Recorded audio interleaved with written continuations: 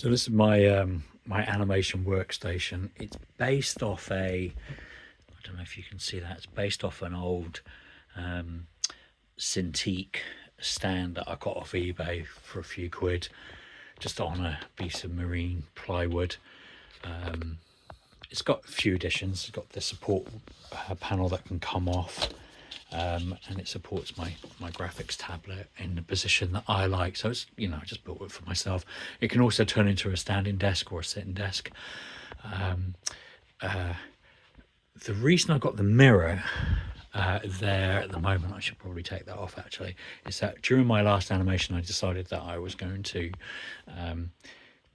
animate all the mouth movements rather than just use switch layers, and I just found it easier just having a mirror, like old school animation style. I just attached this shaving mirror, it's crappy like 8 quid shaving mirror, to a magic arm, and literally just sat there like this, pulling faces like I was some kind of odd animation. And actually that worked out really, really good, because it was much easier than using my phone, because I didn't have to dip back and forward every time I wanted the mouth spot, especially when I had it set up like this. Once I had it actually set up, I could just like literally just look, do my thing, go back to the board, carry on drawing, go back, get another mouth movement. And what it allowed me to do was introduce emotion into the mouth movements, rather than just have a series of phenoms or mouth positions that I could just switch in between. What I could actually do with this mirror and this setup was that I could draw emotion into the voice. As you like, sometimes we can say something very quietly and our voice will be, our mouth will be a little bit smaller than usual, you know. I sort of talk like to one side to try and cover up the gap in my tooth. I've noticed that that's becoming more of a thing with me, so I kind of do this talk out the side of my mouth since I lost this tooth. Thanks, Boris, by the way. But when I'm calm, I maybe don't move my mouth quite as much. But when I'm really angry and, you know, out there, I can say the same thing, but my mouth is just emoting, and that's what I wanted to get through, that you don't get with switch layers. Also, it's a bit perverse, but I really enjoyed animating the mouth, and towards the end of it, I needed the practice anyway, and towards the end of it I got to the point where I think I was quicker at drawing the mouth and finding the switch that I wanted, because there were sometimes like, oh, I'll look for the switch, and I was like, sorry, I'll just draw it. And it created for me, for my animations, yes, it took much longer, but I felt like towards the end I had got to the stage where maybe I could animate quicker than finding the switch, or I was close enough. It took longer maybe to choose what position of my mouth I wanted, blah, blah, blah. But yeah, I guess what I'm saying was, you know, it's not for everyone to draw the mouth positions, and especially because in some shots the camera's pulling so far away you barely see the mouth movement. But of all the criticism I've got for the animation, the one criticism I don't get is the mouth movements, you know. And I really enjoyed that part of it, because even for someone like me, like I'm relatively a slow drawer. I can draw, but I'm quite slow. I'm thinking that maybe I should do a bit more frame by frame animation, so I'm kind of working up to it.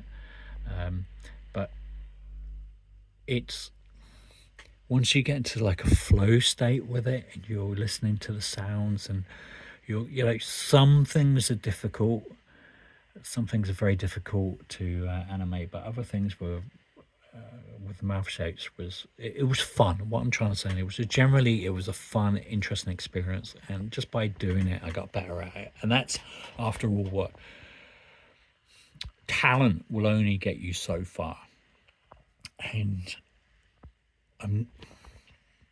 there are some people, I've met them, you know, we've all met them, that are just great at things, you know. Like I met this girl when I was trying to learn the violin as a kid, and I was really struggling with it. She picked it up and she got it, and she became a great violinist. But there wasn't an innate talent there. She just picked it up and understood it.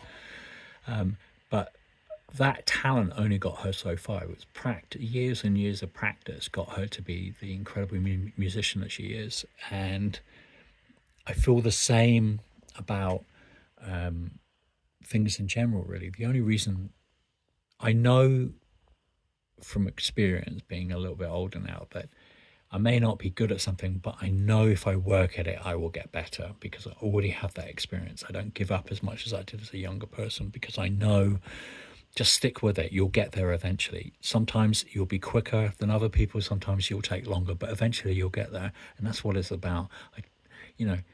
Talent just gets you started. And some people don't, some motherfuckers don't ever seem to have the practice, but I bet they practice as well, Talent will only get you so far. Hard work, determination will get you the rest of the way. And you have to find something that you like doing. I love drawing, I love animating, I love making films. So all of this doesn't really feel like work. It feels like play. And that's why I'm better at drawing than I am at playing the piano, because playing the piano, musically, I can sing, whatever, but I can barely play the piano because I don't put the time in, because the process of learning to play piano is not enjoyable for me. You know what I mean? But the process of learning to sculpt, learning to draw is enjoyable. So I can do it, and I can reach that flow state where it is just fun, and yeah.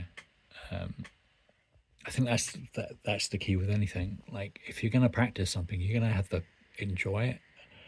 And yeah, there are times I don't want to do it. There are times I find it really difficult just to even sit down and do it. But once I'm there and I'm doing it, I generally get into it, enjoy it.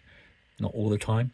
I've got a video on how sometimes, like, there's a video I posted where I just could not sculpt. I couldn't get my head around it at all. Like, it wasn't happening for me, and it didn't matter how much I persevered. It was just a shitty day. But even that shitty day contributed, because I learnt it would have improved my skill fractionally, and whatever frustration I had, I came back the next day and I could sculpt. I don't know what that means. Anyway, I'm rambling. This is my little setup. This went on for far longer than I thought it would. I need to get back to the making of. Ciao for now. Be good to each other.